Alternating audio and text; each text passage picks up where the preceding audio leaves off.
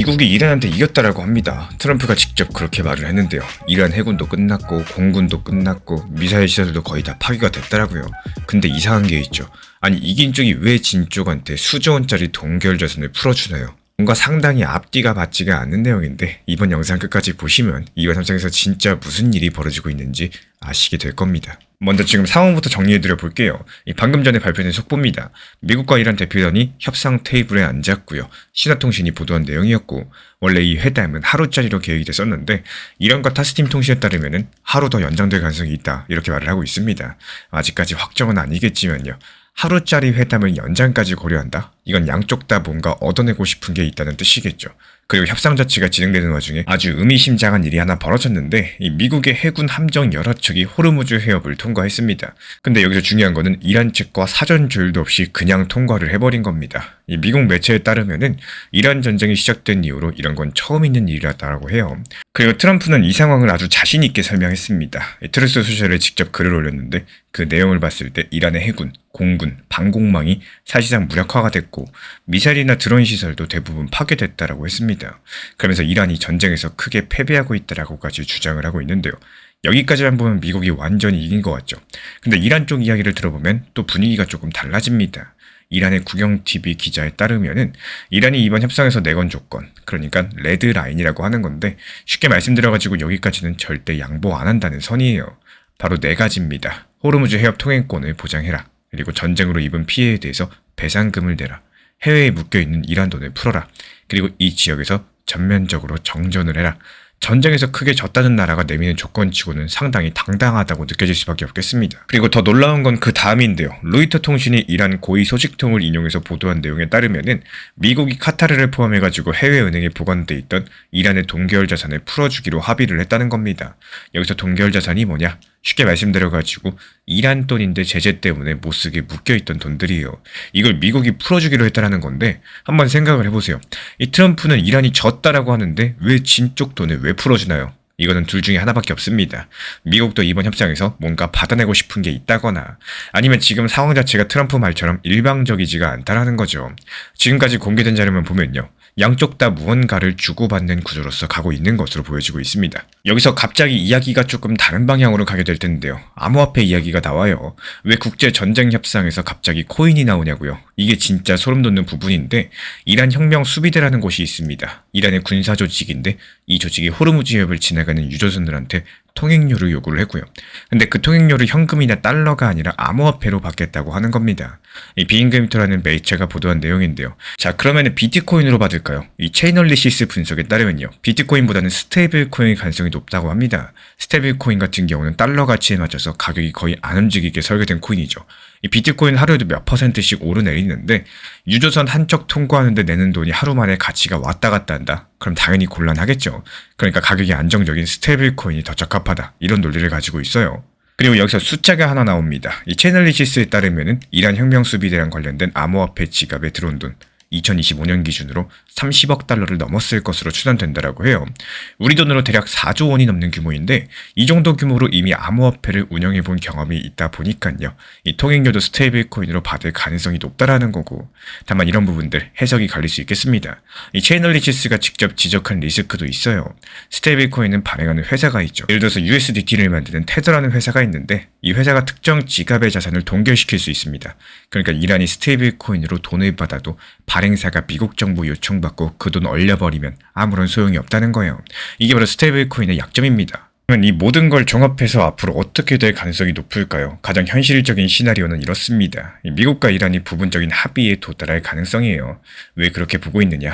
양쪽 전부 다 협상 테이블에 앉았다는 것 자체가 전쟁을 계속할 의지보다는 출구를 찾고 싶다는 신호거든요. 미국 같은 경우는 호르무즈 해협의 안전한 통행을 확보하고 싶고 이란은 동계열 자산을 돌려받고 싶어 합니다. 실제로 로이터 보도를 보면은 동계열 자산 해제 합의가 이미 이루어진 것으로 보여지고 있고요. 다만 이란이 내건 4가지 레드라인이 보다 관철될 가능성은 낮습니다. 전쟁 배상금이라거나 전면 정전 같은 것들 미국이 쉽게 받아들이기 어려운 조건이다 보니까 결국에 호르무즈 해협 통행 보장이랑 동계열 자산 해제 정도에서 타협이 이루어질 거고 나머지에 대해서는 추가 협상으로 넘어갈 가능성이 높아 보이는 상황입니다. 결국에 이 협상 결과가 나오게 되면요. 아무래도 가장 빠르게 반응하는 건 유가하고 암호화폐 시장일 거예요. 호르무즈 해협이 안정되면 원유 수송 리스크가 줄어들게 될 거고 또 유가에는 하방 압력이 생길 거고 스테이블코인 등 관련된 규제 논의도 더 활발해질 수 있을 겁니다. 여기까지가 지금까지 확인된 팩트랑 또 그걸 바탕으로 한 전망이 있고요. 미국과 이란 같은 경우는 지금 협상 중이고 트럼프의 승리 선언과는 다르게 미국도 뭔가를 양보하고 있습니다. 그리고 이 전쟁의 한복판에서 암호화폐가 국가 간의 거래 수단으로 올라오고 있다는 사실, 단순 중동 뉴스 정도가 아니라요. 돈의 흐름 자체가 바뀌고 있다는 신호겠죠. 그럼 이 스테이블 코인 통행료에 대해서 미국이 과연 가만히 놔둘 수 있을까요? 다음 영상에서 이어가 보도록 하겠습니다. 지금 시장 상황 자체가 안 좋다라고 해가지고 코인 시장이 끝났다? 이렇게 볼 수는 없겠습니다. 정말 신기하게도 리플은 안 좋겠지만 알트들의 힘 자체가 강력한 시장이기 때문에 어떻게 보면 시장이 균형을 이루는 시점이다. 이렇게도 보여지고 있는데요. 그리고 코인 시장에서는 리플만 있는 게 아니기 때문에 리플이 움직임이 안 나올 때는 알트들의 움직임이 잘 나오고 또 알트 움직임이 안 나올 때는 오히려 리플의 움직임이 나오는 경우가 있습니다. 여기서 내가 만약에 리플 XRP만 보유하고 있다라고 해가지고 리플에만 집착하고 신경을 쓰신다면은 시장이 안 좋다라고 느껴질 거고요. 오히려 리플에 대해서 부정적으로만 생각하게 되는 이런 경우들이 생기기 때문에 시장 흐름을 잘 활용하는 게 중요하다라는 말씀을 드려요. 쉽게 말씀드리자면 리플을 장기적으로 보유를 하면서 알트랑 균형을 이루도록 포트폴리오를 구성할 줄 아셔야 됩니다. 그래서 저희 채널 차원에서 이렇게 안내드리고 있는 전략들은요, 절대로 많은 비중이 아니라 일부 비중에 대해서 컨트롤하는 게 중요합니다. 컨트롤하면서 단기 알트에 대해서 안내드리고 있는 이유, 결국에는 리플이 움직임이 안 나온다고 해서 손가락만 빨고 있는 게 아니라 알트코인들의 시장이 좋다고 했을 때는 이렇게 알트들 활용해가지고 수익을 쌓아나가면서 오히려 이렇게 리플 시장이 안 좋을 때는 또 단기 저점에서 추가 매수까지도 하면서 활용할 수가 있기 때문이겠는데요.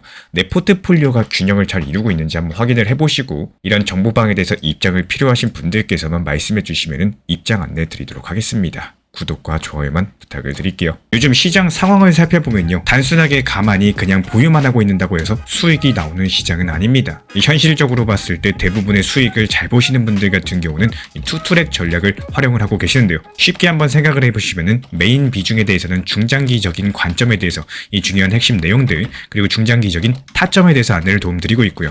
또 일부 비중에 대해서는 내 매수 단가에 발목을 잡히는 게 아니라 적당한 단기 고점과 단기 저점을 활용해가지고 사고 팔고를 활용을 하는 겁니다. 이전에 리플 시장이 좋을 때 4,850원이라는 단기 고점에서 분할적인 익절이 가능했던 이유도요, 정보방에서 심리적인 고점이었던 상황들, 즉 모든 차트 패턴들이 맞아 떨어졌기 때문에 지금은 단기 고점이다라는 판단하에서 매도 타점을 말씀을 드렸었습니다. 그리고 최근에 리플이 오히려 폭락을 했었죠. 이렇다고 해가지고 가만히 손 놓고 그냥 지켜만 보고 있는 게 아니라요. 오히려 최근에 1830원까지 하락했을 때 리플 단기 저점에서 여기서는 추가적으로 하락이 힘들다. 그래서 여기는 매수 타점이 될 것이다. 이 추가 매수를 통해서 단기적인 수익을 보는 게 정말로 중요합니다. 이 기회라는 게 한두 번 오는 게 아니기 때문에 있을 때 잡아야지 그게 기회가 되는 거고 못 잡으면은 기회가 되지 않겠죠. 그리고 나서 어땠습니까? 또 귀신같이 반등을 줬었죠. 이 저점 찍고 반등할 때 또 지켜만 보시는 게 아니라 여기서 또 대응이라는 것들을 해주셔야 됩니다. 단기 고점권 2250원 정도가 될 것이다. 미리 예상해가지고 적당한 고점에서 분할 매도를 통해서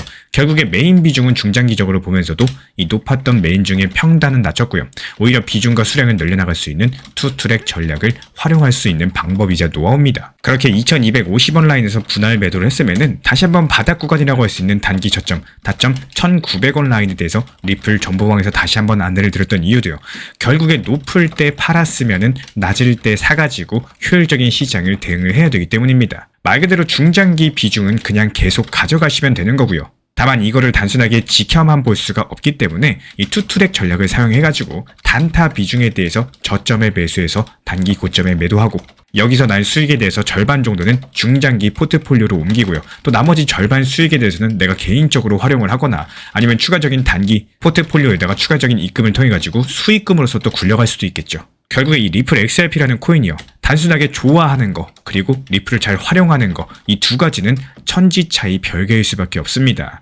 혼자서 잘 하시는 분들은 계속 그 방법대로 활용하시면 되는 거고, 하시다가 막히는 분들 아니면 처음이라서 잘 모르는 분들, 여태까지 해왔던 방법대로 해봤는데 수익이 잘 안 났던 분들, 또는 내가 낸 수익에 대해서 만족하지 못하는 분들 같은 경우는 단순하게 저희 채널에서 운영 중에 있는 정보방 입장하셔도 좋습니다. 반드시 여기에서는 필요로 하시고 또 리플에 대한 대응과 브리핑, 속보 같은 것들, 업비트 현물 매매로서 받아보고 싶으신 분들, 이런 분들께서만 신청 주시면은 입장 안내 도움 드리도록 하겠습니다. 제가 안내해드리고 있는 코인 신사 채널 멤버십 전용방에 대해서 짧게 설명드려 보도록 하겠습니다. 리플, 암호화폐 시장에 대한 중요한 이슈, 그리고 브리핑이나 시장의 흐름에 대한 전문적인 분석 내용 설명과 함께 차트상의 기술적 분석, 온체인 지표와 투자 심리에 대한 내용들을 같이 안내 도움드리고 있고, 가장 중요한 투자 심리를 컨트롤하기 위해서 포트폴리오의 구성에 대한 노하우, 투자 심리 컨트롤에 대한 내용도 같이 안내드리고 있습니다. 코인 신사 스터디 멤버십 가입하신 분들께서는 아래 번호 혹은 신청 링크 통해서 남겨주시면 제가 연락드리고 있고, 안내 설명과 함께 신사 채널 리플 전용 멤버십 방에도 입장 안내 설명드리고 있습니다.